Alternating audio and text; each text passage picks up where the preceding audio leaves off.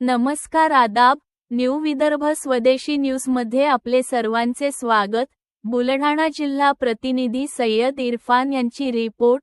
आज दिनांक 26 ऑगस्ट 2026 रोजी मुंबई आंदोलनापूर्वी तुपकरांना पोलिसांची नोटीस। आंदोलन होणारच, तुपकर ठाम।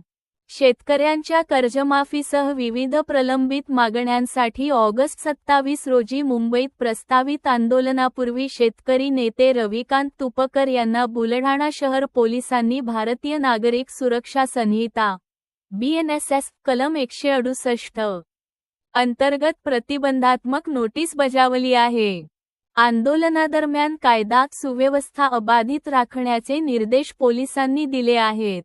पोलीस निरीक्षक संग्राम पाटील यांनी तुपकरांना नोटीस बजावत शासकीय मालमत्ता, कार्यालये व वाहनांबाबत कोणतीही अनुचित कृती होऊ नये, अन्यथा कायदेशीर कारवाई करण्यात येईल असा इशाराही दिला आहे।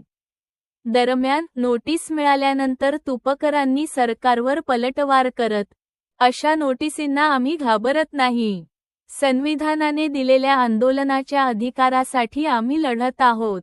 काहीही झाले तरी 27 ऑगस्टला मुंबईत आंदोलन होणारच असे स्पष्ट केले।